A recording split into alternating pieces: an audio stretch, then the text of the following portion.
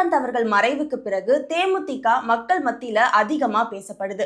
ஒரு பக்கம் பாசிட்டிவா இருந்தாலும் இன்னொரு பக்கம் நிறையவே நெகட்டிவா பேசப்படுது. அது என்ன அப்படின்னா, திமுக கூட இவங்க கூட்டணி வச்சத விஜயகாந்த் அவர்களுடைய ஆன்மாவே மன்னிக்காது அப்படின்னு சொல்லி ஆரம்பத்துல இருந்து இந்த கூட்டணி பேச்சுவார்த்தை நடக்க ஆரம்பிச்சதுல இருந்தே இந்த விமர்சனம் அதிகமா பேசப்பட்டுட்டு வருது. இதை எல்லாத்தையுமே தாண்டி பிரேமலதா என்ன சொன்னாங்க அப்படின்னா, கண்டிப்பா இந்த கூட்டணி ஏற்கனவே அமைய இருந்தது, அது அமையல.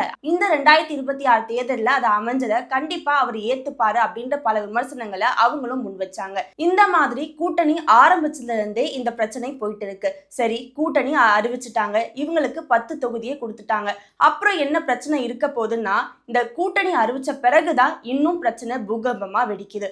அது என்ன அப்படின்னா, விசிக தலைவருக்கு வெறும் 8 தொகுதிகள் தான் கொடுத்தாங்க. பிரேமலதாவுக்கு 10 தொகுதிகள் கொடுத்திருக்காங்க.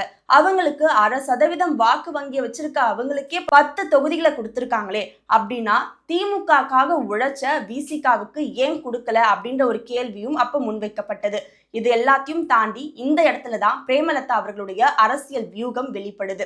ஏன்னா கூட்டணி வச்சியே அதிமுக திமுகன்னு 2 கட்சிகளுடையும் பேச்சுவார்த்தை நடத்தி நடுவுல டிவிகேவையும் கொண்டு வந்து கடைசியா திமுக தான் ஒரே சாய்ஸ்னு அங்க போய் கூட்டணி வச்சாங்க.